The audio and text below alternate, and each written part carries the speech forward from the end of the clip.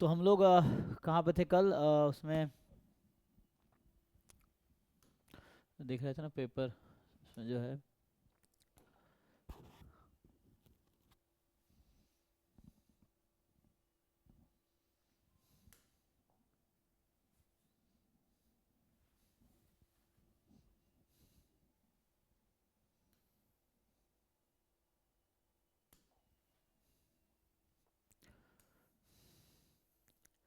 बताओ भाई, इसका आंसर आया था? कुछ बच्चों ने 1 4 बताए थे, आया था। सो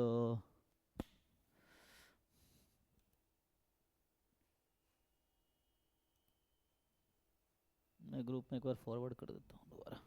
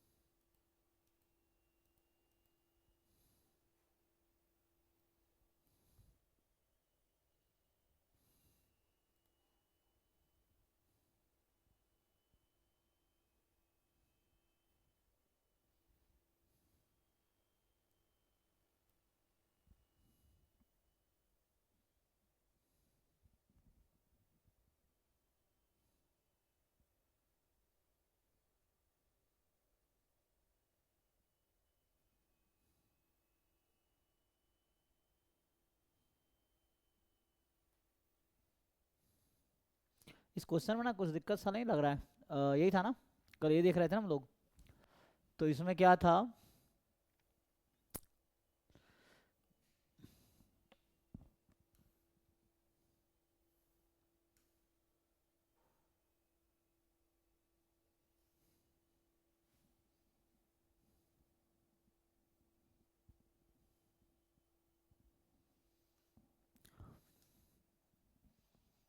ठीक है देखो, इसमें जो था हमारे पास कि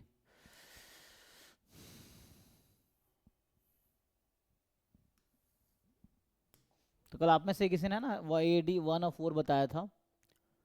तो इसको देख लो एक बारी, क्या होना चाहिए। तो थ्योरेटिकल क्वेश्चन है ऐसे तो मतलब रिग्रेशन के। और आज से 9 से 11 रिग्रेशन की क्लास भी है, वो तन्मय सर लेंगे, क्योंकि मेरे पास टाइम थोड़ा नहीं बच पा रहा है। तो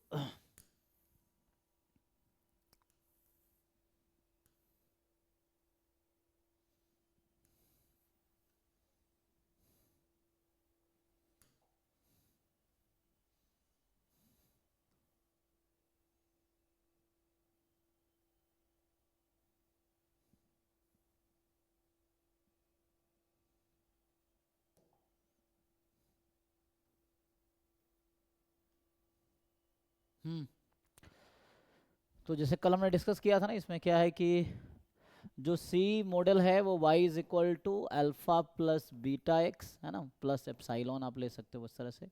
और जो डी मॉडल है y बराबर बीटा एक्स प्लस एप्साइलॉन, इस तरह का है कि, और आपके पास n पॉइंट्स हैं, linear regression y on x with intercept और ये है without intercept. So which of the following statement regarding the two fitted models are not necessarily true. कह रहा है कौन सा ट्रू नहीं है, नेसेसरली ट्रू नहीं है. अच्छा अच्छा, कौन सा ट्रू नहीं है.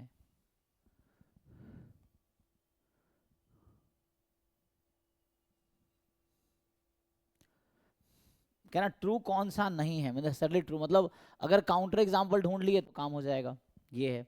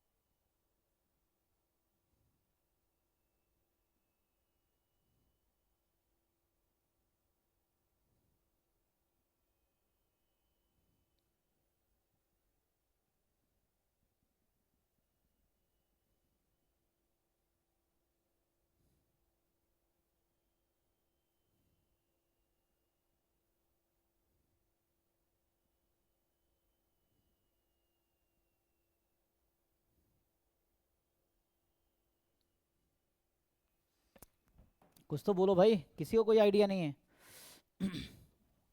ये आपने वो पढ़े होंगे ना थ्योरम कि जो regression line, simple linear regression line Y on X and X on Y, ये दोनों कहाँ इंटरसेक्ट करते हैं, ऐसा कुछ पढ़े हो रिजल्ट.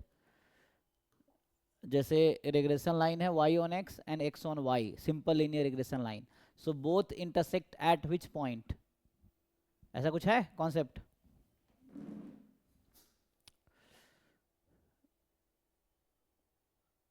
बोलो.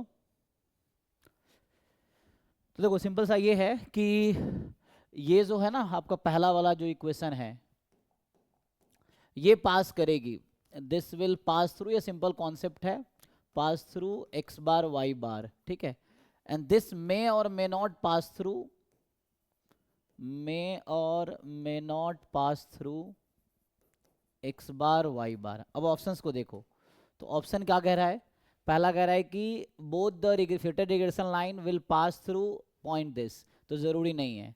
अब ये कह रहा है सी तो पास करेगी बट डी पास नहीं करेगी, तो मतलब ये श्योरली कह रहा है कि पास करेगी ही नहीं, बट एक्चुअली जो डी है दैट मे और मे नॉट पास, है ना, समटाइम मे और मे, श्योरिटी नहीं है।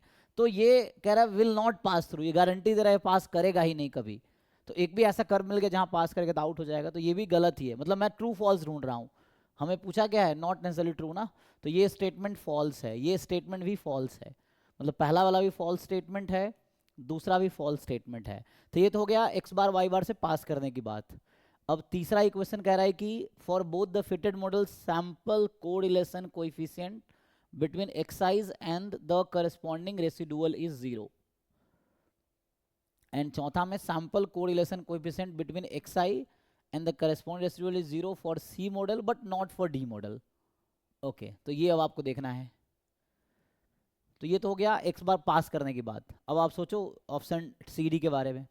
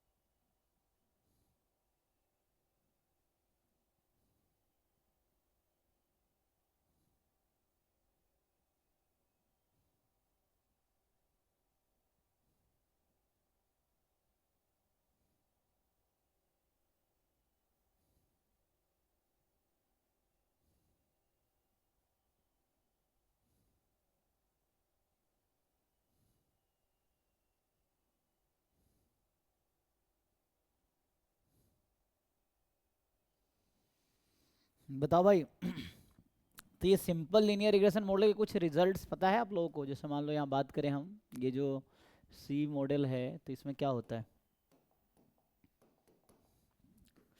y बराबर अल्फा प्लस बीटा या वाई आई बराबर दिस प्लस एप्साइलॉन आई, तो ऐसा कुछ रिजल्ट है कोवेरिएंस बिटवीन, या इसमें क्या रिजल्ट आता है, ये कितना आता है इसमें और एक है summation x I into epsilon i. Simple linear regression model में इसमें क्या रिजल्ट है, कुछ रिजल्ट है इसका?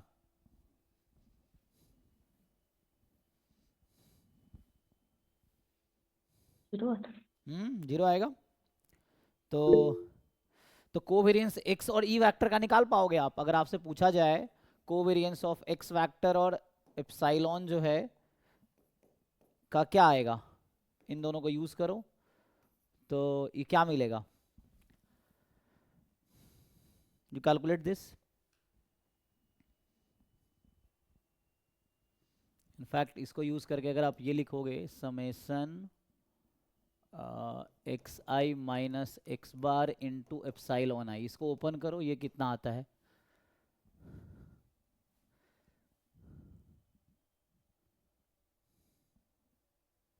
तो इसको यूज करोगे ना तो यहाँ पे आपका ये भी ज़ीरो आ जाएगा और इससे ये प्रूव हो जाएगा ये कोवेरियंस इसका ज़ीरो होगा इस वाले मॉडल में, है ना.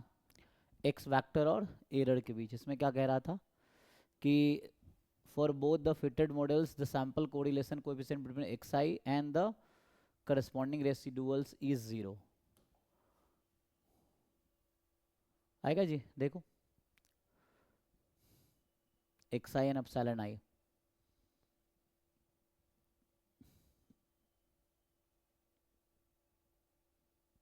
इसका डेफिनेशन लिखोगे तो क्या आएगा इसमें, देखो तो जीरो हो जाएगा ना. तो ये तो ठीक है, इसके लिए ओके है. What about the other model, दूसरे वाले के लिए क्या होगा, जो डी है उसके लिए क्या आएगा कोवेरियंस, जो y बराबर बीटा एक्स आई प्लस एप्साइलॉन आई ये है. तो क्या इसके लिए covariance between x and epsilon ये सेम आएगा, या एक्स आई एप्साइलॉन आई लिख दो तो क्या वो जीरो आएगा.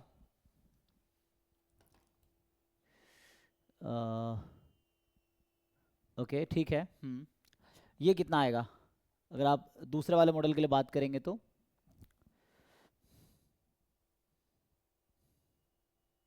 इसमें जरूरी नहीं है जीरो आएगा, है ना. यहाँ पे इट मे और मे नॉट बी ट्रू. अब इसको आपको प्रूफ देखना पड़ेगा बस. सो दिस है ना, मे और मे नॉट बी जीरो. यहाँ से अगर लिखोगे आप तो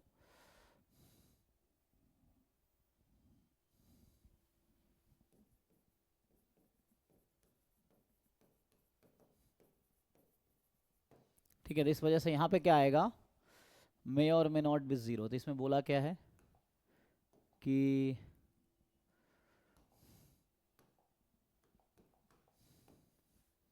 both the fitter model X I N F zero. तो ये तो जरूरी नहीं है, मतलब फॉल्स स्टेटमेंट है. क्रॉस करने का मतलब है कि this is also a false statement. What about D, the sample correlation coefficient between xi and corresponding residual in zero for C's model but not for D model. तो again कह रहा है जीरो नहीं है D मॉडल के लिए. तो क्या कह सकते हैं, सो जीरो हो भी सकता नहीं भी हो सकता है, ऐसा कुछ ना. तो यहाँ पे जीरो नहीं ही होगा, ऐसा कुछ है. आई थिंक जिस लॉजिक से हमने इसको गलत किया ना बी वाले को, उसी लॉजिक से डी भी गलत हो जाएगा.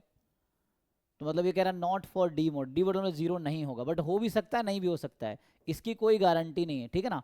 तो ये सारे स्टेटमेंट फॉल्स है. इसमें पूछा है कौन सा नॉट नेसेसरली ट्रू है, जरूरी नहीं ट्रू होगा. तो सारे ऐसे ही हैं, देखो एक बारी. तो मेनली आप लोगों को जनरली इसका याद होगा रिजल्ट ना, इसका रिजल्ट याद होगा, इसका डिराइव करना पड़ेगा. मेनली जो पढ़ते हैं हम लोग क्या पढ़ते हैं, सिंपल लीनियर रिग्रेशन मॉडल है ना, फिर मल्टीपल लीनियर रिग्रेशन मॉडल ये पढ़ते हैं. तो उसके लिए रिजल्ट्स आपको याद होगा, इसके लिए याद नहीं होगा तो आपको डिराइव करना पड़ेगा, ये है.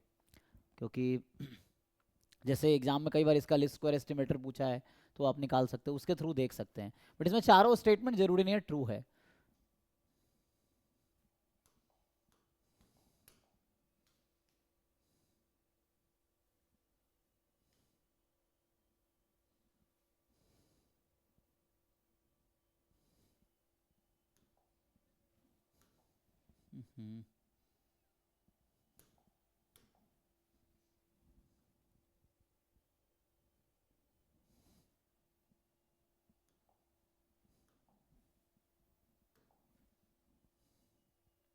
इसको देखो, ये 9th क्वेश्चन है. इसमें कह रहा है कि late x1 y1 x2 y2 xn yn be IID random variable IID from continuous bivariate distribution. RI है rank of xi among x observations, SI rank of yi among y observation. Let Spearman's rank statistic for testing independence between x and y. तो non parametric का है.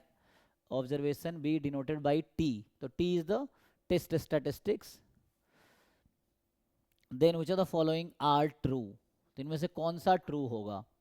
तो पहला में T है 12 times summation R I S I upon N into N square minus 1.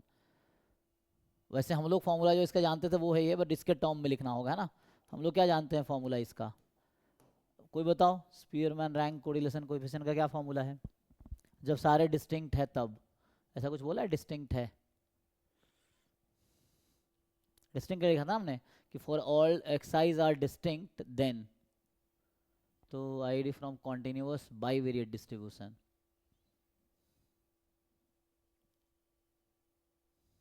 बोलो भाई, तो क्या था इसका फॉर्मूला? एनीवन? हाँ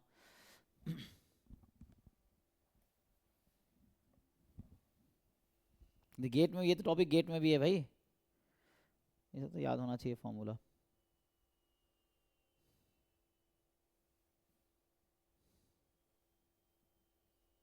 तो समेशन डी स्क्वायर अपॉन नहीं, N into N square minus one, वो -1 मतलब 1 माइनस है या -1 बाद में है? देख के बताइए। ये तो वन माइनस हाँ, ये तो गेट में भी फॉर्मूला है ना, ये तो आपको गेट में भी इस पे क्वेश्चंस आए हैं। तो ये अगर ऑल एक्स आई और वाई आई डिस्टिंक्ट है तो ये था एन क्यू माइनस एन या N into N square minus one. और यहाँ डी आई किसको रिप्रेजेंट कर रहा है? Rank of X I minus rank of Y I, जिसको यहाँ पे जो हम लिखेंगे इस वाले के टर्म में, तो एक्स आई के रैंक को आर आई नाम दिया है और ये एस आई नाम दिया है। तो ऐसा कुछ है, ये तब है when all X I's and Y I's are distinct. अगर मल्टीप्लिसिटी होगी तो बाद में उसमें मल्टीप्लिसिटी भी काउंट हो जाता है। तो बस ये फॉर्मूला था, बट अभी हमें, ये हमने गेट के सिलेबस में ये पढ़ा था, इस डेटा अगर दिया हुआ है तो ये निकालने के लिए यूज़ करते थे। बट यहाँ मुझे आंसर चाहिए आर आई और एस आई के टर्म में, है ना।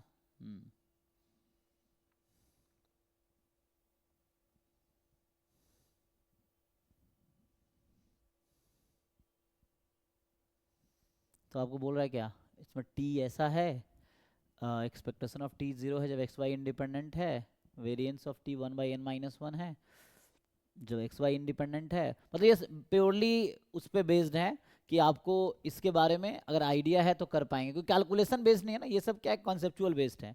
मतलब आपको पहले से पता होना चाहिए कि ये स्पीयरमैन स्टैटिस्टिक्स क्या होता है, फिर उसका, है ना, एक्सपेक्टेशन क्या है, वेरिएंस क्या है, उस तरह से। तो ये तो स्पीयरमैन रैंक कोरिलेशन कोएफिशिएंट था, ये स्टैटिस्टिक नहीं था। This was rank correlation coefficient, ये है, ये स्टैटिस्टिक नहीं है ना। बट यहाँ पे बात कर रहा है स्टैटिस्टिक की। तो जब टेस्टिंग में यूज़ करते हैं आप, है ना, कि एच नॉट है x1 x2 आर इंडिपेंडेंट और h1 है x1 x2 are X and Y are independent, H not है, और h1 X and Y are not independent. तो उसमें जब आप टेस्ट लिखते हैं तो स्पीयरमैन स्टैटिस्टिक क्या होता है, तो इसके अगर देख के बताओ क्या होगा। तो अगर ये पता चल गया तो रिजल्ट, मतलब ये डायरेक्ट थ्योरम बेस्ड क्वेश्चन है कि आपको इसके बारे में पता है कि रिजल्ट क्या है, टेस्ट स्टैटिस्टिक क्या है, एक्सपेक्टेशन क्या है, वेरिएंस क्या है, और क्या ये नॉन नेगेटिव रैंडम वेरिएबल है। तो इस पे बेस्ड सीधा सीधा ये स्टेटमेंट बेस्ड क्वेश्चन है। बुक खोलो और देख के बताओ, क्योंकि अभी जो सीखोगे ये तो एग्जाम में काम आएगा, तो उसके लिए थोड़े हाथ पर चलाओ, देखो क्या हो सकता है।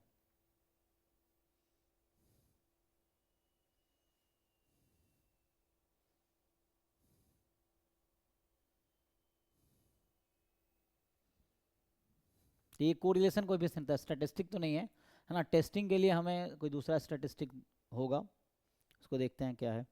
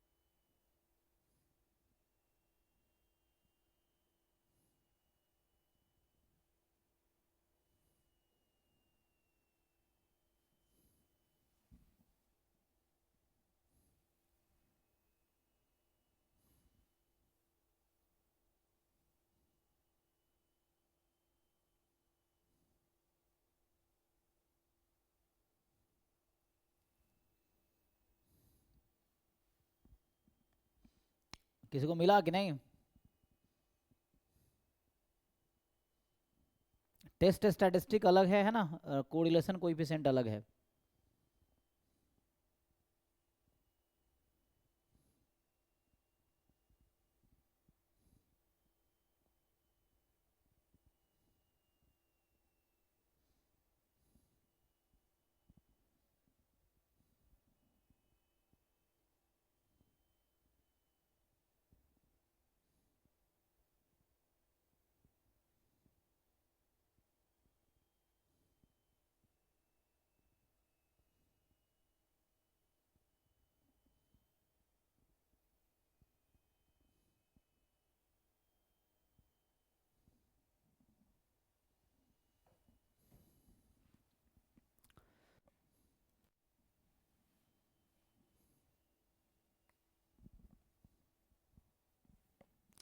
तो देखो इसमें क्या है, ये तो कोरिलेशन कोएफिशिएंट है, हमें चाहिए टेस्ट स्टैटिस्टिक, है ना। ये तो आपका कोरिलेशन कोएफिशिएंट हो गया। सो व्हाट वी वांटेड कि जैसे इस क्वेश्चन का जो डिमांड है कि you are doing H not जैसे लिया है, X and Y are independent, यही है। एंड एच वन है, मतलब X and Y are not independent या डिपेंडेंट, ये हो जाएगा। अब हमें चाहिए स्पीयरमैन स्टैटिस्टिक। तो ये जस्ट एक मतलब कह रहा हूँ फॉर्मूला है, तो आपको ये जैसे मान लो डिफरेंट आप जानते हो ना, जैसे साइन टेस्ट है तो उसका एक टेस्ट स्टैटिस्टिक्स है, विल्कॉक्सन टेस्ट है उसका टेस्ट स्टैटिस्टिक्स है, या कोलमोग्रोव स्पिनो टेस्ट है उसका टेस्ट स्टैटिस्टिक है। तो नॉन पैरामीट्रिक में क्या है, हर बहुत सारे टेस्ट है, तो हर टेस्ट का अपना एक टेस्ट स्टैटिस्टिक्स है, मतलब एक तो हर टेस्ट का ऑब्जेक्टिव है, फिर उसका अपना टेस्ट स्टैटिस्टिक्स है, क्रिटिकल रीजन है, उस पर बेस्ड क्वेश्चन सॉल्व होता है। तो मेनली आपको नॉन पैरामीट्रिक में याद रखना पड़ता है कि कौन से टेस्ट में क्या उसका मतलब जो भी टेस्ट है उसका क्या एच नॉट है, क्या एच वन है और क्या टेस्ट स्टैटिस्टिक्स है। तो अगर आप ये देखोगे स्पीयरमैन्स टेस्ट लगाओगे इसमें, तो इसका जो टेस्ट स्टैटिस्टिक्स है ना, ये इंडिपेंडेंस का, तो इसमें जो एच नॉट है कि X and Y are independent, data आपको दे रखा है, मैं बस ऐसे लिख रहा हूँ, एंड यहाँ पे है इंडिपेंडेंट नहीं है, तो इसका जो आएगा, तो मेनली आपको इसके बारे में पढ़ना पड़ेगा, है ना, बुक में नहीं मिलता है तो आपको रिसर्च पेपर देखना पड़ेगा जहाँ पे ये मिले। तो उसमें मेनली जो टी का फॉर्मूला है, ये तो फॉर्मूला है ना, ये सही है, 12 times summation R I S I, R I क्या है, rank of X I, S I है rank of Y I, upon N into N cube minus one, minus 3 time N plus one upon N minus one. ये मतलब ये direct formula है ये test statistic का। अब आपसे अगर पूछा जाए कि इसका एक्सपेक्टेशन क्या है, क्या आप ई ऑफ टी निकाल पाओगे, तो उसके लिए आप कहोगे कि क्या चाहिए आपको, आर आई और एस आई का expectation. So under H not अगर हम बात करें कि जब एक्स आई वाई आई इंडिपेंडेंट, यहाँ दे रखा है इन्होंने ना, कि अगर एक्स वाई इंडिपेंडेंट है तो एक्स आई वाई आई एक दूसरे से इंडिपेंडेंट है, तो एक्स आई की रैंकिंग अलग होगी, वाई आई की रैंकिंग अलग होगी, तो आर आई और एस आई भी इंडिपेंडेंट हो जाएगा। तो आप एक्सपेक्टेशन लगाओ इस पर। अब आर आई क्या फॉलो करेगा, तो आर क्या रैंक है किसका, आई एथ एक्स आई का, है ना, तो X I is one of the N observations, तो क्या रैंक होगा इसका, 1 आउट ऑफ एन, नहीं एक्सपेक्टेड वैल्यू क्या आएगी, सॉरी यूनिफॉर्म हो जाएगा ना। सो मतलब आर आई है rank of X I, rank of X I. अब एन नंबर मेरे पास है, X one X two X N, तो मान लो मैं पूछूं एक्स वन का रैंक क्या हो सकता है, क्या पॉसिबल है, एक्स वन का रैंक कुछ भी हो सकता है, 1 2 3 4 5 एन तक कुछ भी हो सकता है, डिपेंड करता है मैग्नीट्यूड पे। तो इसका जो डिस्ट्रीब्यूशन होगा ना, this is discrete uniform 1 2 3 up to N, और वैसे ही जो एस आई है आपका, that is a rank of Y I, and that will also be uniform 1 2 3 up to N, क्योंकि X I is one of the N observations, तो उसका rank 1 से एन तक कुछ भी, जैसे अब एन नंबर्स हैं, सबसे छोटा फर्स्ट रैंक हुआ, उससे बड़ा second rank, third rank, fourth rank, इस तरह से। तो ठीक है जी, तो बताओ इसमें अब एक्सपेक्टेशन निकाल पाओगे, अप्लाई करो। तो यहाँ से एक्सपेक्टेशन ऑफ आर आई कितना आ जाएगा, N plus one by two, और expectation of S I N plus one by two, apply करो। आर आई और एस आई इंडिपेंडेंट है, तो you apply expectation and tell me the answer. अब इसमें आप यूज़ क्या करोगे, तो इसमें आपको ज़रूरत पड़ेगी एक तो एक्स वाई इंडिपेंडेंट है, तो R I and S I are independent, तो उससे फायदा क्या होगा, expectation of R I X I, expectation S I into expectation of R I into S I. अब एक्सपेक्टेशन ऑफ आर आई जो है uniform one two N discrete वाला है, तब भी फॉर्मूला यही रहता है, और even expectation of S I भी यही होगा। तो आप ये अप्लाई करके मुझे बताओ एक्सपेक्टेशन ऑफ टी कितना होगा, सॉल्व करो और बताओ। You apply expectation over T, इस पे एक्सपेक्टेशन लगाओ और सॉल्व करो। तो यहाँ पे आई की वैल्यू 1 से n है, और देन यू सी कि क्या आंसर आएगा। जीरो आएगा या नहीं आएगा ये चेक करना है आपको।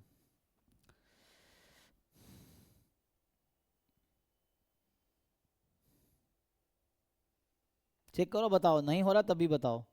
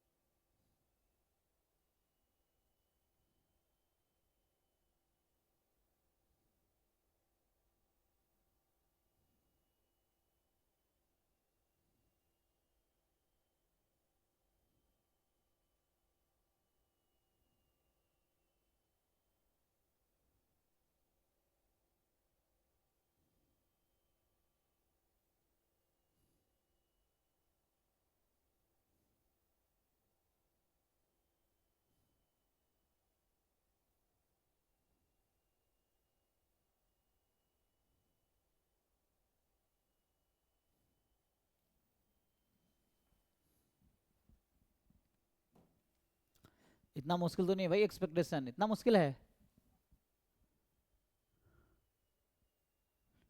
इसमें? इतना मुश्किल तो नहीं है, सिंपल अप्लाई करेंगे तो सिंपल ब्रेक हो जाएगा। 12 अपॉन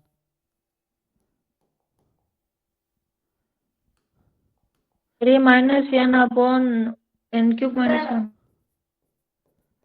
ये जो है summation I from 1 to n expectation of R I expectation of S I, ऐसे कुछ ना, एंड -3n+1 अपॉन n-1।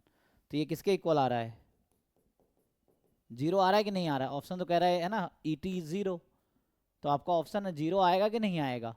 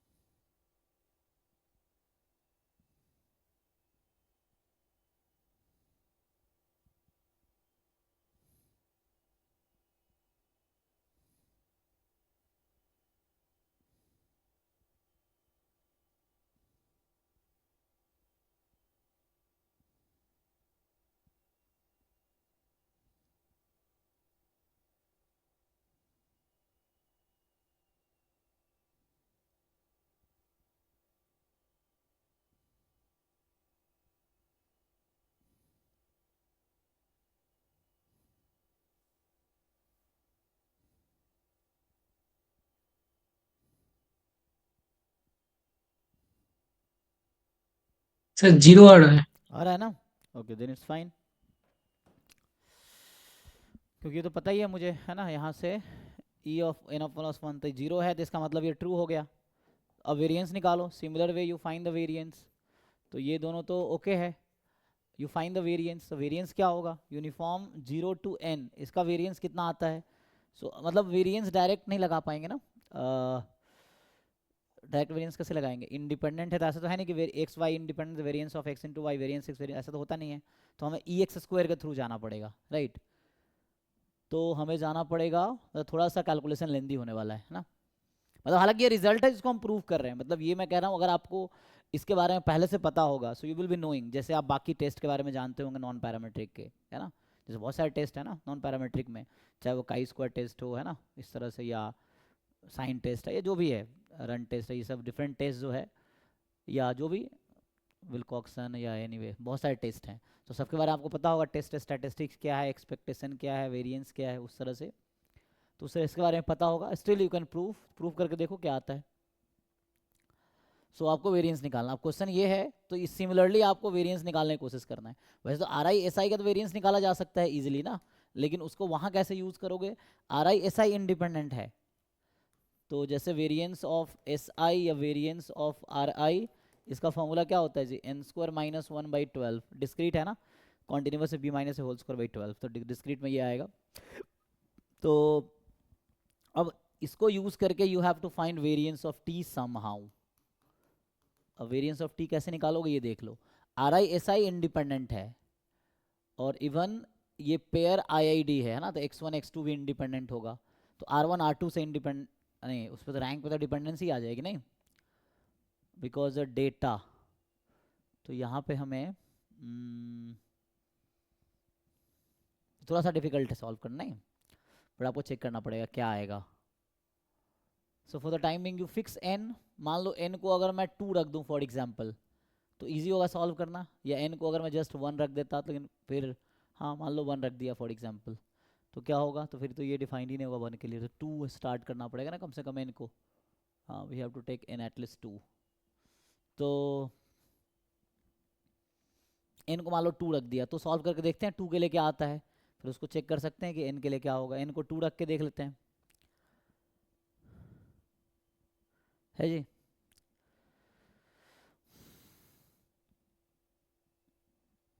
हम्म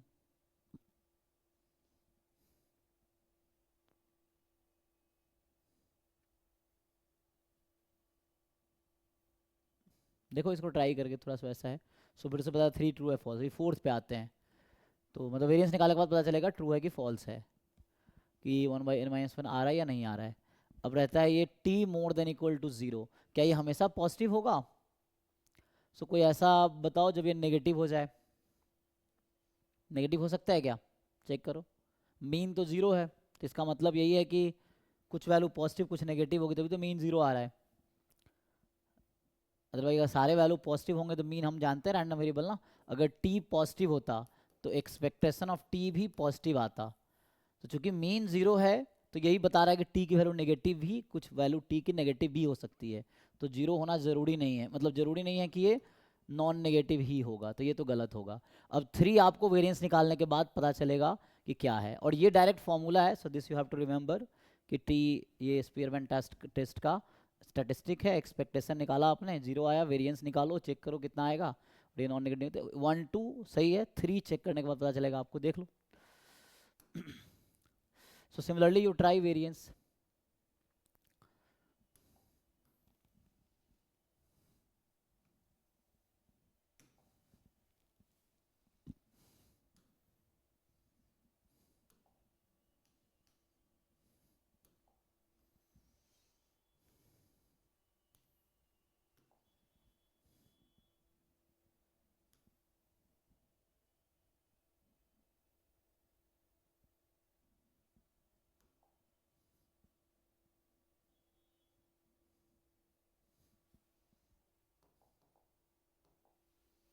हम्म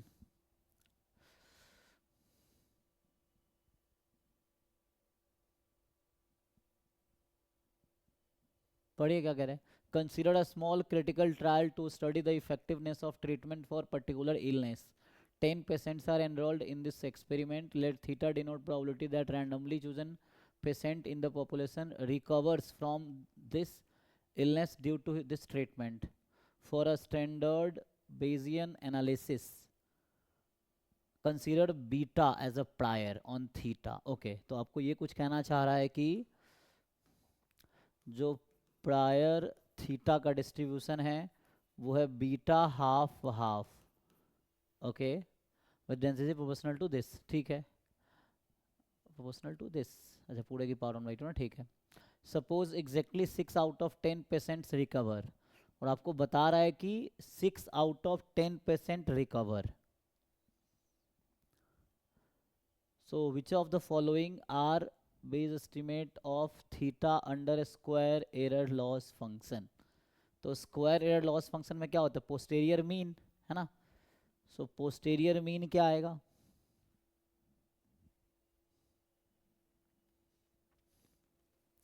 है ना। तो हमें लाइक्लीहुड फंक्शन पता है क्या, 10 patients are enrol in this experiment, 10 patient को इनरोल किया गया है, बस इतना बताया है। और थीटा प्रोबेबिलिटी है, और थीटा जो है प्रोबेबिलिटी है randomly chosen patient in the population recovers from the illness due to this treatment. तो मतलब एक पेशेंट या तो रिकवर करेगा या रिकवर नहीं करेगा, यही ना। तो क्या हम ऐसा बोल सकते हैं कि x का जो डिस्ट्रीब्यूशन है, जैसे x1 पहला पेशेंट हो गया, मान लो x2 तो x10, अब कह रहा है कि पेशेंट एनरोल हुआ, थीटा प्रोबेबिलिटी है randomly chosen patient recovers from illness, तो या तो रिकवर करेगा या नहीं करेगा। तो मुझे ऐसा लग रहा है क्या इसको हम ऐसा लिख सकते हैं, बाइनोमियल 10 थीटा, अच्छा बाइनोमियल नहीं, ईच xi तो बर्नौली होगा ना, ईच xi तो बर्नौली, सम बाइनोमियल ना, या तो रिकवर करेगा या नहीं करेगा। तो मुझे ऐसा लग रहा है कि हम बर्नौली लेंगे, या है ना, सक्सेस फेलियर, सक्सेस प्रोबेबिलिटी, मान लो रिकवर्स को मैं सक्सेस लेता हूँ, तो सक्सेस प्रोबेबिलिटी आपका थीटा है, so we can consider Bernoulli theta, ऐसा है अभी के लिए। और थीटा का प्रायर आपका बीटा डिस्ट्रीब्यूशन है, बीटा 1/2 1/2। तो क्या कोई पोस्टीरियर बता पाएगा, पोस्टीरियर डिस्ट्रीब्यूशन थीटा कितना आएगा, ये प्रायर है। So what will be posterior distribution, what will be posterior mean. अब ये रह गया एक डेटा दिया है उसका क्या यूज है, पोस्टीरियर मीन है ना, तो expectation of theta given x, यही है। तो ये आपको निकालने हैं, और मैं बता रखा है कि exactly 6 out of 10 patient recover. तो क्या ऐसा कुछ बताना चाह रहा है कि जो सक्सेस प्रोबेबिलिटी है वो 6/10 मतलब 3/5 है, ऐसा।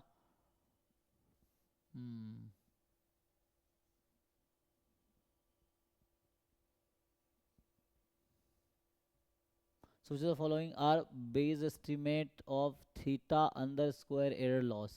देखो ट्राई करके इससे कुछ आएगा, आ जाएगा भाई अंकित, 1/4 आ रहा आपका, यस सर। कैसे सर पोस्टीरियर निकालेंगे, वो बनेगा बीटा समेशन एक्स आई प्लस हाफ और एन माइनस समेशन एक्स आई प्लस हाफ। अच्छा ये बता रहे हैं आप, so beta summation x i हाँ plus half, plus or, half half आधा। अच्छा हाफ 1/2, ओके। यस तो सर। 1/2 ब्रैकेट में लूँ या बाहर लूँ, नहीं सर, बाहर। बाहर, ठीक है। और दूसरा पैरामीटर दूसरा बनेगा N minus summation x I plus half, n minus summation x I, फिर प्लस हाफ यहाँ भी है, प्लस ठीक, प्लस प्लस हाफ। यस समझ गए। तो यहाँ भी प्लस हाफ आएगा, सो ये आपका आ गया। तो इससे आप पोस्टीरियर मीन निकाल लेंगे, ठीक है हो भाई। जाएगा एम एम अपान एम प्लस एन।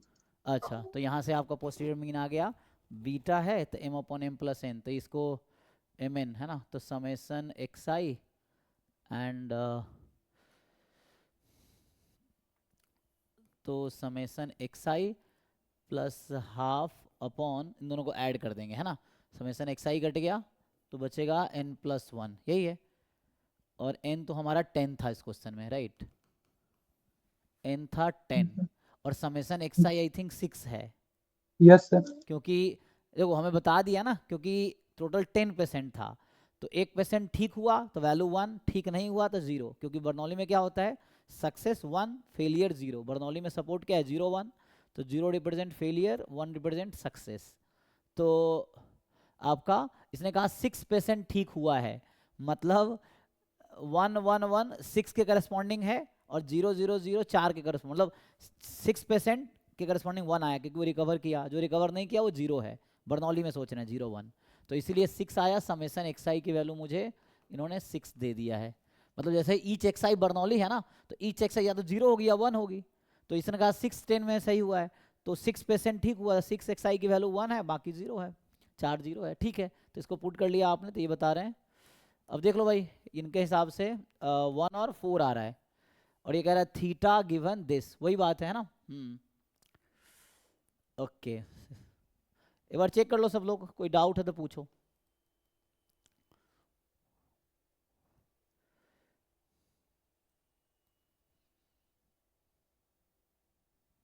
ठीक है ना, बेसिक वो एक ही चीज़ को वहाँ वैल्यू निकाला, यहाँ पे बस फॉर्मूला लिखा है।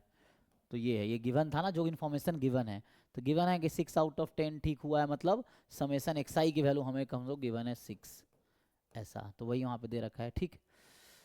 तो नेक्स्ट जो है,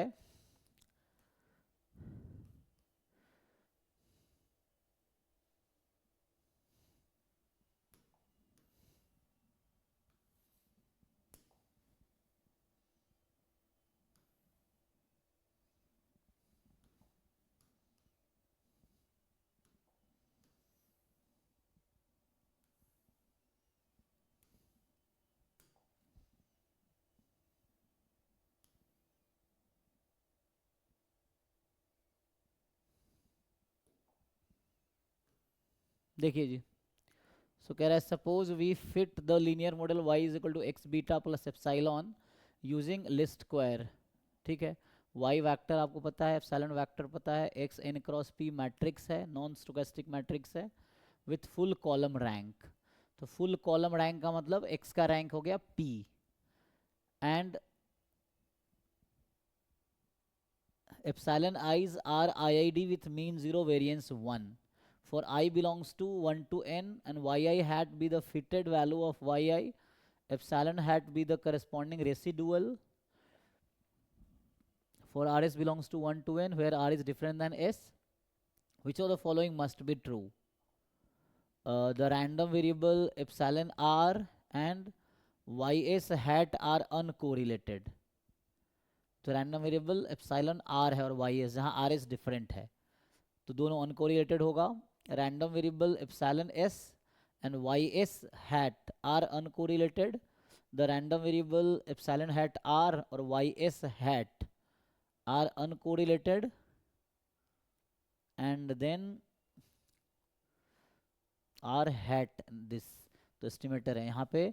फोर्थ वाले में है random variables epsilon S hat and Y S hat are uncorrelated. तो सब में कोरिलेशन निकालना है, मतलब कोवेरिएंस निकाल लो तो कोरिलेशन। अनकोरिलेटेड मतलब क्या है, कोरिलेशन 0 है, मतलब कोवेरिएंस निकाल लोगे तब भी काम हो जाएगा। तो बताओ कोवेरिएंस उसके बीच का 0 है या नहीं है, ये आपको बताना है।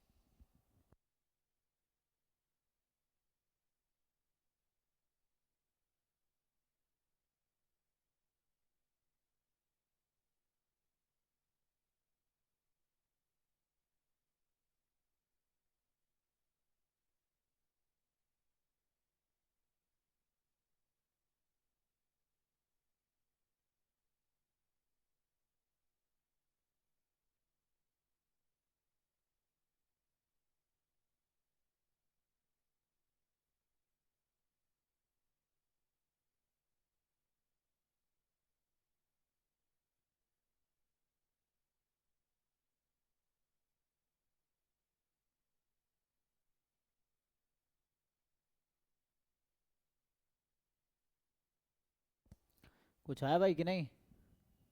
तो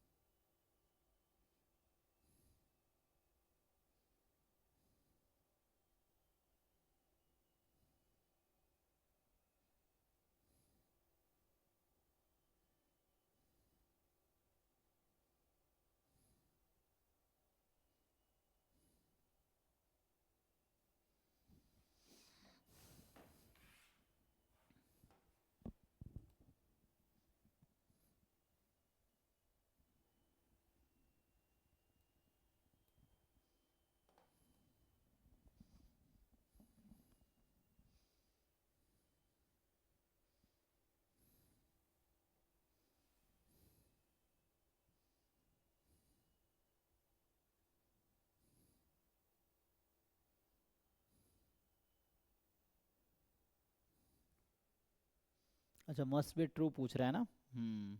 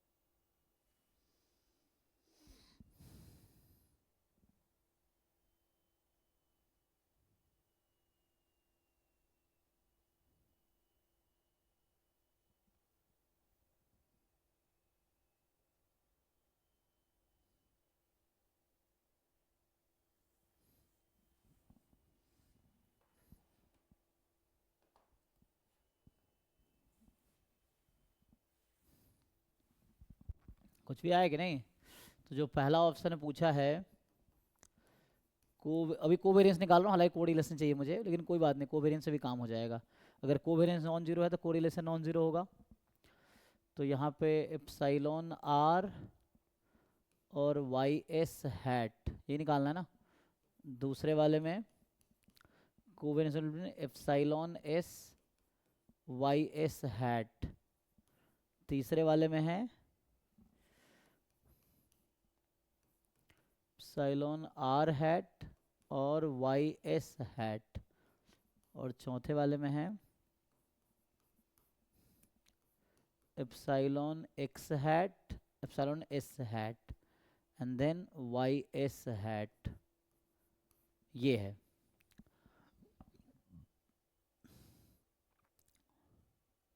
तो यहाँ क्या कर रखा है, आर एस है, और यहाँ मुझे पहले से पता है आर और एस डिफरेंट है, तो ये है। और यहाँ पे एप्सिलॉन एस और वाई एस हैट है।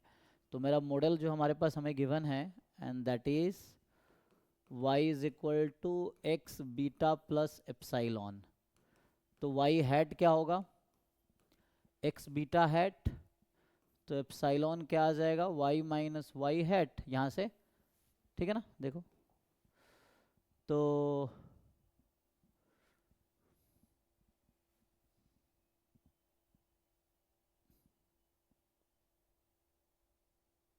एप्सिलॉन हैट होगा। तो यहाँ पे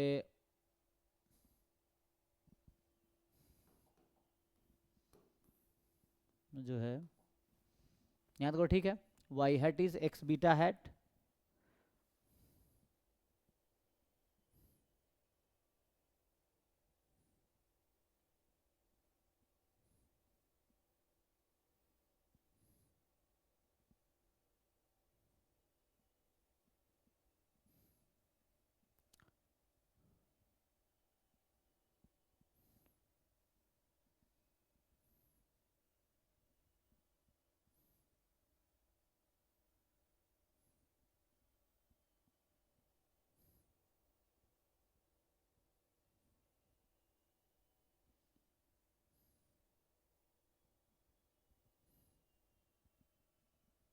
तो एस्टिमेटेड वैल्यू क्या आएगी, y में समथिंग है ना, y1 y2 yn है ना यहाँ पे।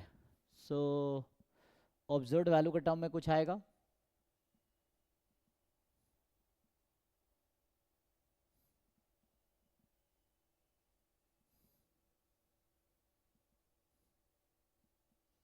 तो अगर हैट मैट्रिक्स लिख दूँ, मान लो जैसे इसको मैं अगर एच वाई के टर्म में लिखता हूँ तो क्या होगा, अगर ऐसा लिखते हैं, क्योंकि ये थोड़ा डिग्रेशन का थ्योरी है ना, इसको देखना पड़ेगा ठीक से। सो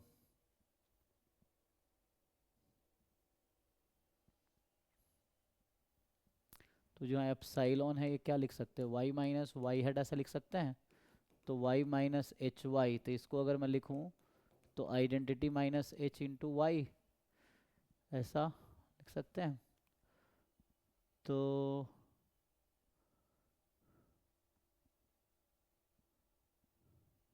एच को यहाँ हैट मैट्रिक्स बोल रहा हूँ ना, ये किस ऑर्डर का है, ये आपका, और रैंक ऑफ मुझे एक्स दे रखा था p है, फुल कॉलम है ना।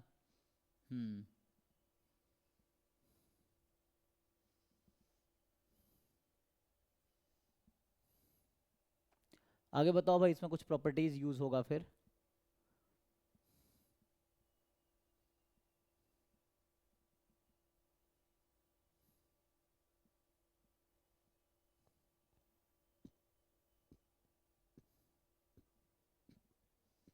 आगे क्या करोगे?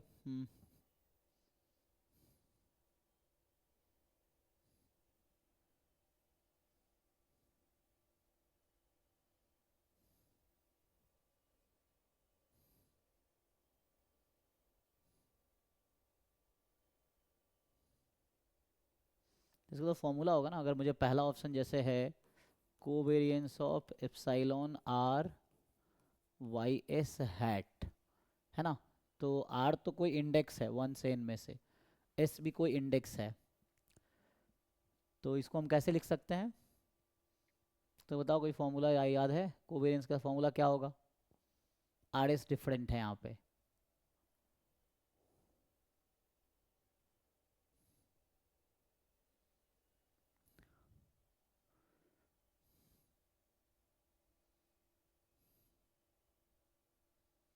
तो अगर वैसे हम निकाले covariance between epsilon vector and y vector y hat, तो कितना आएगा इसके अकॉर्डिंग? वाई हैट क्या है? एच वाई, यही ना। तो और एप्सिलॉन यहाँ से मतलब covariance between I minus h into y और एच वाई, तो ये किसके इक्वल आएगा भाई?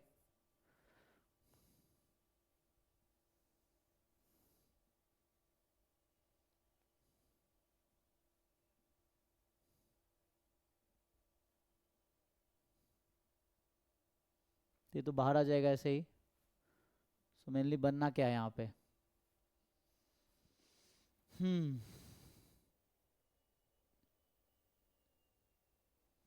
यहाँ से y का वेरिएंस कितना है? अगर आपसे पूछा जाए y i का वेरिएंस कितना होगा, अगर मैं बात करूं जैसे वन होगा, y i का वेरिएंस कितना आएगा y i का? जितना ई आई का होता है वही होता है सर, है सेम ना, वन। तो 1 है ना, तो यहाँ पे 1 है तो 1 हो जाएगा। तो कहने का मतलब ये हट के तो y i का तो वन को वेरिएंस वेरिएंस हो जाएगा ना, तो ये तो वैसे कुछ आ जाएगा i minus h into H kind of. तो इसमें क्या डिफरेंस आएगा? इसमें ये आएगा कि i minus h into H जो मैट्रिक्स है उसकी i जेथ एंट्री जो होगी rth रो की जेथ कॉलम, ऐसा वो आ जाएगी। And what can you say about this? तो इसको अगर चलो फर्दर खोले तो क्या आएगा? h minus H square. इस h मैट्रिक्स के बारे में जानते हो? हैट मैट्रिक्स की प्रॉपर्टी क्या होती है बताओ कोई? हैट मैट्रिक्स की क्या प्रॉपर्टी है? ये आइडेम्पोटेंट होता है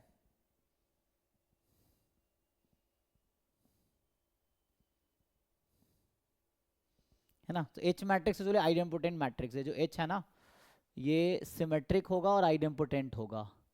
h is symmetric and idempotent.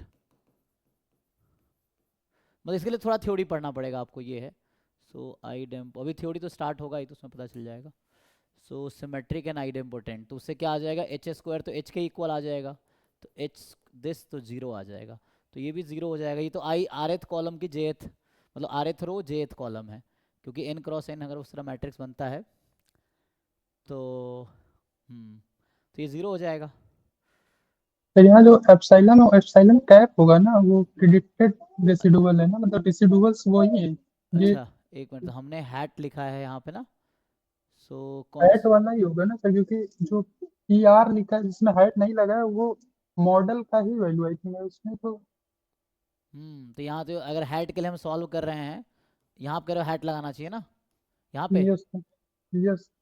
Okay, तो इसके करस्पॉन्डिंग अगर हम देखें, क्योंकि एस्टिमेटेड वाई यूज़ किया ना मैंने यहाँ पे, तो इसके अकॉर्डिंग क्या आ जाएगा? फिर तो ज़ीरो आ जाएगा ये तो। आई थिंक मुझे लग रहा है इसके लिए ज़ीरो आ जाएगा।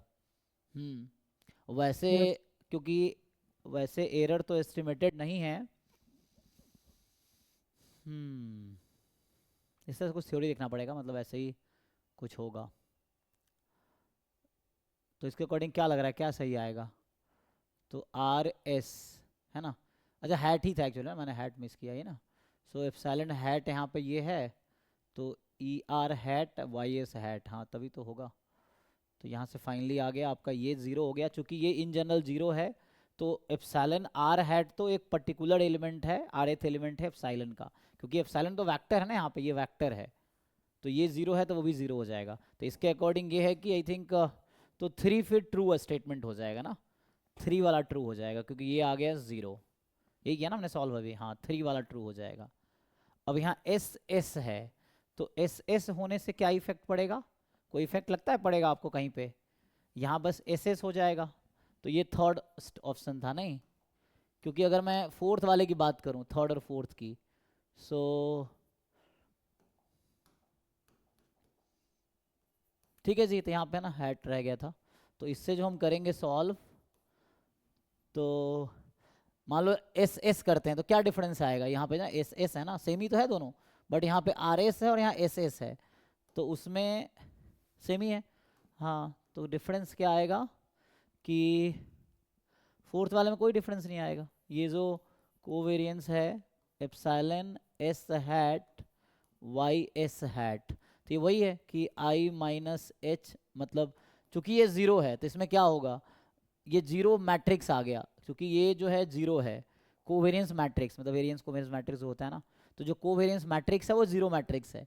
तो इसमें क्या है, ये S row, Sth row and Sth column, मतलब डायगोनल एंट्रीज होगा, तब भी ये जीरो ही होगा इसमें फिर तो तब भी कोई दिक्कत नहीं है। तो आर और एस से कोई फर्क नहीं पड़ रहा है यहाँ पे, क्योंकि ये मैट्रिक्स खुद जीरो है। तो इसमें आर एथ रो की जेथ कॉलम, सॉरी आर एथ रो की एस एथ कॉलम, इसमें आर एस एथ रो की एस एथ कॉलम, तभी। और आर एस क्या है, 1 से n के बीच का कोई एक नंबर है, तो तभी ये जीरो होगा, तभी ये ट्रू है। अब रह गया पहला और दूसरा। तो I think estimated value use करेंगे ना यहाँ पे, तो जस्ट वो हो गया। अगर वैसे लिखते हैं हम तो एप्सिलॉन तो रहेगा y माइनस एक्स बीटा, यही ना। तो यहाँ से, हाँ सही कह रहे हो, y यहाँ से, क्योंकि ये हैट यूज़ किया ना मैंने, तो हैट यूज़ किया हमने, और जो एप्सिलॉन होगा वो क्या होगा वहाँ से मॉडल से, कि y माइनस एक्स बीटा होगा। दिस इज नॉट एस्टिमेटेड, तो ये एप्सिलॉन है, एंड y जो आपके पास है एक्स बीटा प्लस एप्सिलॉन ना। तो इसके बीच का अगर कोवेरियंस निकालोगे तो क्या आना चाहिए, अगर ऐसे ही बात करें हम लोग, सो कोवेरियंस बिटवीन, अभी एप्सिलॉन और y की बात करते हैं, y हैट की, तो y minus x beta comma x beta hat, यही होगा ना। अब ये कितना आएगा, एच वाई भी रख सकते हैं ना वहाँ पे, हाँ एक्स बीटा हैट की जगह एच वाई भी रख सकते हैं। हाँ, एच वाई कर सकते हैं। Yes. तो इसको जरा सॉल्व कीजिए, आई थिंक ये जरूरी नहीं है जीरो आएगा ये दोनों, it is not necessarily zero आएगा। अब इसको सॉल्व कीजिए, सो इसको सॉल्व करके देखना पड़ेगा, तो ये मे और मे नॉट बी जीरो, इसमें जीरो आने की गारंटी नहीं है। तो मे और मे नॉट बी जीरो, आगे फर्दर सॉल्व करो, जरूरी नहीं है जीरो आएगा, ये एग्जैक्ट जीरो आ गया, तो ये जरूरी नहीं है जीरो आएगा। तो यहाँ भी क्या है, यहाँ आर है, एस है, यहाँ एस और एस है, तो यही दोनों रिलेशन है। जो कि ये जीरो नहीं आएगा तो कोई ज़रूरी नहीं है दोनों जीरो ही होगा, एक बार चेक करो, लेकिन उसको सॉल्व करना पड़ेगा। तो मतलब थोड़े से मैथमेटिकल कैलकुलेशन होगा आगे।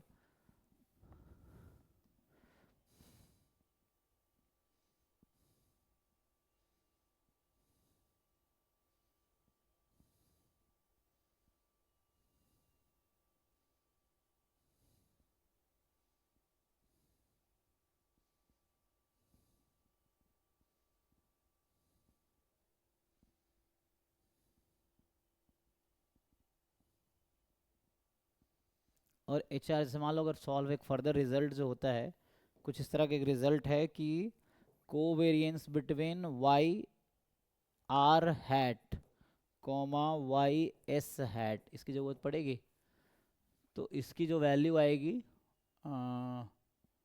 That will be sigma square time h r s, मतलब सिग्मा स्क्वायर यहाँ 1 है आपका, तो एच आर एस मतलब हो गया एच मैट्रिक्स में आर एथ रो की एस एथ कॉलम, सो दैट मे और मे नॉट बी जीरो। तो उसको फर्दर सॉल्व करोगे तो उसमें कुछ इस तरह से आ सकता है टर्म, सो इसलिए वो जीरो होने की कोई गारंटी नहीं है, इसी वजह से यहाँ पे जो है मुझे लग रहा है ये ज़रूरी नहीं है ज़ीरो होगा, मतलब ये ज़ीरो होना ज़रूरी नहीं है, तो इसीलिए ये और ये सही हो जाएगा, this is not necessarily true.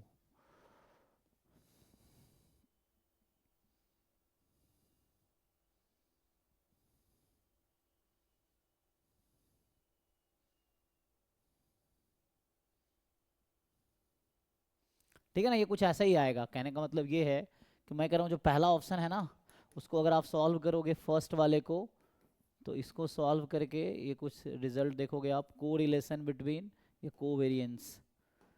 Covariance between अगर आप निकालोगे epsilon r and Y S hat, तो कुछ ऐसे ही मिलेगा, सिग्मा स्क्वायर यहाँ 1 है तो ये आएगा एच आर एस, ऐसा बन के आएगा। और ऐसे ही दूसरा में जो है covariance between epsilon S and Y S hat, तो ये आएगा एच एस एस, और एच क्या है, आइडेम्पोटेंट मैट्रिक्स है, तो जरूरी नहीं है कि सारे एलिमेंट जीरो होंगे, that's why it is not necessary they are zero. तो ये आर एस है और ये एस एस है, इसको यूज़ करो तो ये है ना। तो एच मैट्रिक्स का यहाँ आप ऐसा भी लिख सकते हो एच आर एस, और यहाँ H s S, so that is not necessarily zero, zero होने को जरूरी नहीं, क्योंकि जीरो मैट्रिक्स जरूरी थोड़ी एच जीरो मैट्रिक्स ही होगा, it may not be zero, and that's why option A B false है। देखो जी, बाकी इसको थोड़ा और थ्योरी पढ़ो तो और डिटेल में समझ आएगा।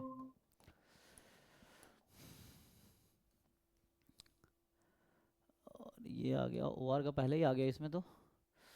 सो ठीक है, तो ये तो आसान है, ये सब आप कर लेंगे। देखिए कैसे करोगे, इसके कुछ अप्रोच देख लेना, क्योंकि ये सब क्वेश्चन किया जा सकता है, इतना मुश्किल नहीं है।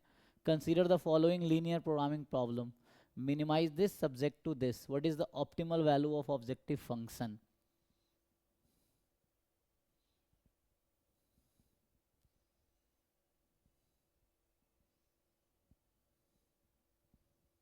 सॉल्व करना आता है, कई सारे मेथड हैं इसके तो एक क्वेश्चन है ना एलपीपी का आता है,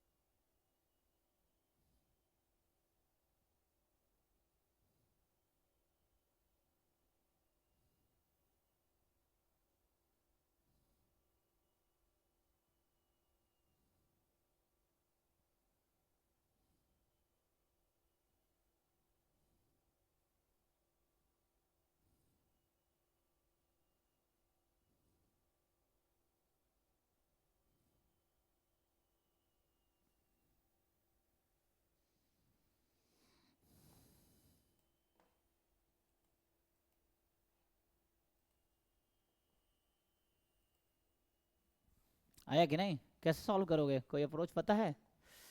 तो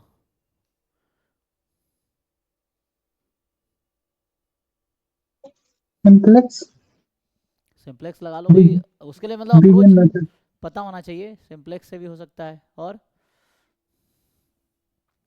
वैसे ऑप्टिमाइज करोगे तो, क्योंकि ये मोर देन इक्वल टू है, हमें मिनिमाइज करना है, मतलब बाउंड्री पे लाई करेगी नहीं, क्योंकि वैसे ग्राफिकल मेथड थोड़ा मुश्किल होगी, 3 वेरिएबल हो गया ना, तो ग्राफिकली थोड़ा दिक्कत है। लेकिन अगर इसको हम साइमल्टेनियसली सॉल्व कर ले, अभी के लिए मान लो अगर मैं ऐसा ट्राई करूं, क्योंकि कहीं ना कहीं बाउंड्री पे पॉइंट होगा इसके, तो बाउंड्री क्या है, इसका बाउंड्री अगर आप निकालना चाहो तो क्या होगा, इसको अगर आप साइमल्टेनियसली आप सॉल्व करोगे, 8 है, और मतलब और भी तरीके हैं, सिंप्लेक्स मेथड या बहुत सारे तरीके हैं। इसको अभी आप इस तरीके से अगर सॉल्व करो तो क्या मिलेगा, इसको सब्ट्रैक्ट कर देते हैं मान लो, तो ये होगा x, यहाँ से आ जाएगा -y बराबर -2, ऐसा। तो यहाँ से y की वैल्यू निकाल सकते हैं, y आ जाएगा x+2, ये आ गया। मतलब ये मैं इन दोनों जो क्या बोलेंगे इसको, प्लेन है ना, तो इसका मैं बाउंड्री पॉइंट अभी देख रहा हूँ, तो y बराबर जैसे x+2 हो गया, y की वैल्यू निकाले, ऐसे z निकाल सकते हैं क्या, तो इसमें रख दो, किसी एक में रख दो, z आ जाएगा। तो यहाँ से z निकालेंगे, पहले y रख देते हैं इसमें, तो y रखेंगे तो 2x, और y है x+2 प्लस z बराबर 8, तो ये 2 है, ध्यान रखना ये z है, दोनों अलग अलग है ना। तो यहाँ पे 3x+2 हो गया, z की वैल्यू आएगी 8 माइनस 3x-2, मतलब 6 माइनस 3x, तो ये z आ गई 6 माइनस 3x। तो बाउंड्री पे जो भी कर्व होगा वो ऐसा होगा, बस ये है कि x non negative, y non negative, z non negative. पता है लीनियर में क्या होता है, जैसे अगर आप ग्राफ बनाओगे, जैसे इस तरह आपने पढ़ा होगा लोअर क्लास में ना, मान लो इस तरह कर्व होता है, तो सॉल्यूशन 2D में कॉर्नर पॉइंट ही होगा, 3D में कोई बाउंड्री का कर्व ही होगा। जैसे 2D में आप पढ़े होंगे 12th क्लास में था LPP, उसमें क्या है, बाउंड्री पॉइंट पे ही मैक्सिमा या मिनिमा मिलेगी, कॉर्नर पॉइंट पे स्पेशली, अगर बाउंडेड फिजिबल रीजन है तो यहाँ मिनिमाइज करना है तो बाउंड्री पे ही मुझे पॉइंट मिलेगा, मतलब तो बाउंड्री मैं ऐसे मैथमेटिकली निकालने की कोशिश कर रहा हूँ। तो यहाँ से y z x के टर्म में आ गया, मतलब ये है कि जो बाउंड्री पे कर्व होगा इसका कुछ ऐसा होगा, x y होगा x+2 और z होगा 6 माइनस 3x काइंड, ऐसा है। मतलब ये z x y z, ये पॉइंट ऐसा कुछ दिखेगा हमें। दूसरा अप्रोच है, बाकी सिंप्लेक्स और इस सब से भी आ जाएगा। तो जो z दे रखा है, z नहीं, जिसको क्या बोलते हैं ऑब्जेक्टिव फंक्शन, तो ये ऑब्जेक्टिव फंक्शन है, कुछ नाम दे देते हैं, कुछ भी, मान लो h(x,y,z) है फॉर एग्जांपल, ये ऑब्जेक्टिव फंक्शन है। तो इसमें अगर ये पुट करोगे तो क्या आएगा, ये था 14x plus 9y plus 6z, तो ये हो गया 14x 9y, तो y की जगह है x+2 और 6z, z है 6 माइनस 3x, तो यहाँ से 14x plus 9x plus 18 plus 36 minus 18x, तो इससे क्या बनेगा, मतलब जैसे एक्सपेरिमेंट कर रहा हूँ मैं, अब आंसर आएगा नहीं आएगा पता नहीं, वो देखते हैं, तो बस ट्राई कर रहे हैं।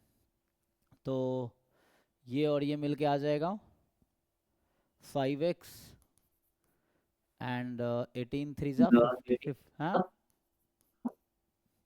ठीक है जी। सर x-2 इक्वल्स टू -2 की जगह x plus y equals to 2 होगा। अच्छा उल्टा लिख दिया क्या मैंने, एक हाँ, मिनट, ओ अच्छा वहाँ मिस्टेक हो गया, नहीं एक मिनट, तो यहाँ मुझे ठीक करना पड़ेगा, ये क्या किया, कहाँ गलत दिखा हमने, यहाँ से वो x plus y equals to 2 होगा। ओ अच्छा लिखने में गलती हुआ है क्या, कैसे, हाँ हाँ हाँ, x plus 3x Y, minus 2x। अच्छा यहाँ माइनस, यहाँ गलती हुई है, ओके एक मिनट, हाँ ठीक है, हम सब्ट्रैक्ट कर रहे थे ना, सो हम लोग सब्ट्रैक्ट कर रहे थे 2 minus 3 minus x minus y, और ये वैसा हो गया, ठीक है, तो x प्लस वाई बराबर 2, तो यहाँ से y बराबर 2 माइनस एक्स हो जाएगा फिर तो, ओके तो यहाँ मिस्टेक, इसको ठीक करो जरा, तो y बराबर 2 माइनस एक्स, ऐसा आता है, इसके अकॉर्डिंग फिर सारा चेंज हो जाएगा, चेंज करो बताओ क्या होगा, तो ये तो गलती हो गया यहाँ पे, सो ये आपका 2 माइनस एक्स था, ठीक है, एंड उसके अकॉर्डिंग z चेंज हो जाएगा। तो यहाँ y की जगह 2 माइनस एक्स रखना पड़ेगा। बताइए। चलो अच्छा क्या चेक कर लिया, बाद में आंसर तो आता ही नहीं। तो z is 8 minus 2x minus y, so 8 minus 2x minus 2 plus x. तो फाइनली यहाँ आ गया 6 माइनस एक्स, ऐसा देख लो। तो 6 माइनस एक्स, तो ये हो गया 6 माइनस एक्स, ठीक है। तो यहाँ पे हो गया ये z जो है वो 6 माइनस एक्स है। अब पुट करते हैं यहाँ पे, तो सब गलत है।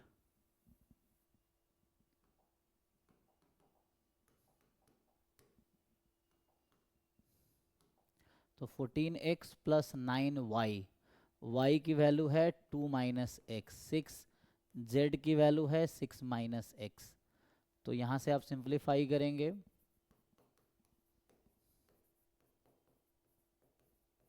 ये आ जाएगा। तो equal to minus x and 18 plus 36 कितना 54। अब चेक करो, अभी भी कैलकुलेशन गलती तो नहीं कहीं पे। तो ऑप्शंस में क्या क्या है, 56, 50, 48, 52। तो चेक करो एक बार, मुझे लग रहा है इसमें कुछ गड़बड़ है।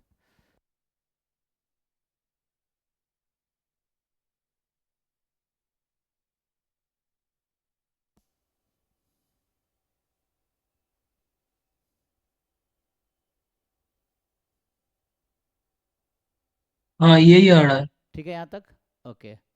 तो अब क्या कर सकते हैं हम लोग कि अब ये देखना है कि इसकी मिनिमम वैल्यू क्या हो सकती है।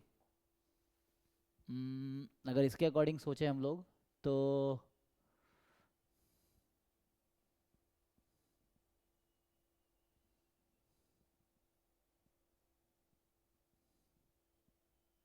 यहाँ भी गलती है, देखो यहाँ यहाँ 6 माइनस एक्स ही छोड़ दिया मैंने। ओ ठीक था, 6 सही था ना, हाँ ओके ओके ठीक है। फिर तो 6 माइनस एक्स था, 36 माइनस 6 एक्स, अच्छा 15, 14x माइनस, तो हाँ सही है ना यहाँ तक, ओके।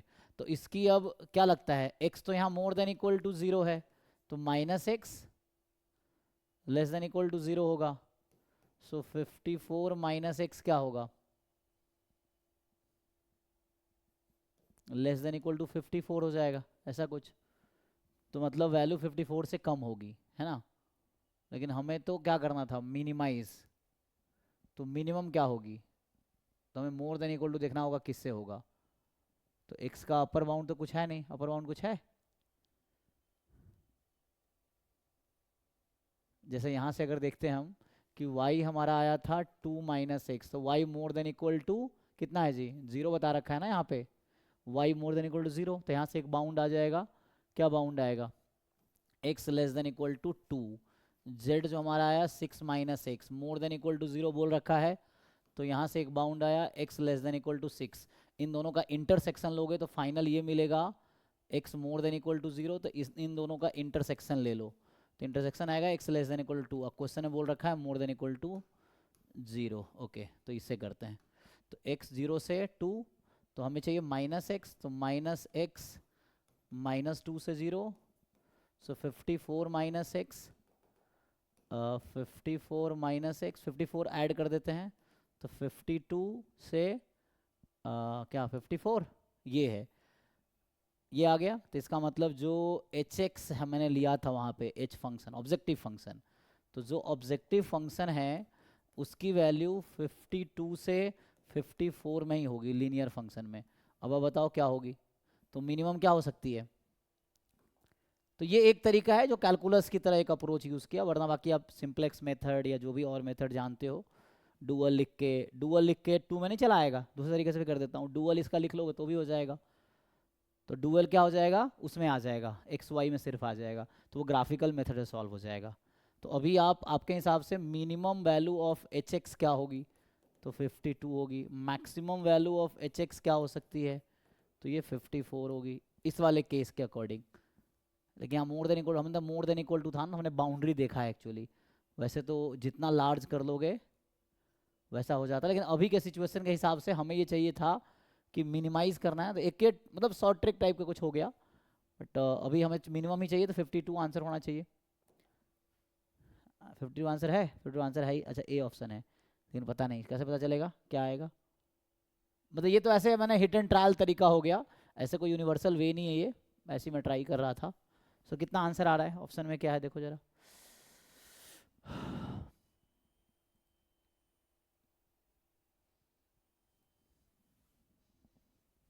फिर टू है ना, इसका आंसर क्या है? 52 52 यही आंसर ए, तो ए ठीक, आंसर। फिर तो ठीक है, इसका मतलब हमें मिनिमम ही चाहिए था, हमें तो मिनिमम ही चाहिए था, तो वैसे ये आ गया। एक अप्रोच ये हुआ। दूसरा अप्रोच अगर आप लगाओगे तो दूसरा अप्रोच क्या है, तो इसमें ग्राफिकल मेथड लगाना मुश्किल, कोई 3 वेरिएबल है, तो हम इसका डुअल प्रॉब्लम लिख सकते हैं ना। डुअल लिखना आता है आप लोगों को? इसका डुअल लिख के बताओ अगर किसी को पता है तो उससे भी सॉल्व कर सकते हैं। डुअल प्रॉब्लम क्या होगा इसका, उसमें हम z या कुछ नया नाम दे दो, ऑप्टिमाइजेशन फंक्शन, फिर से h ही बोल दिया है, h रखा था ना तो h रख दिया, तो वहाँ क्या हो जाता है ऑप्टिमाइजेशन फंक्शन, कुछ ऐसा होगा 8x + 10y, यही ना, और सब्जेक्ट टू, बताओ भाई ट्राई करो, डुअल देखो क्या होता है, उससे भी हो जाएगा। और भी तरीके, सिंप्लेक्स भी है।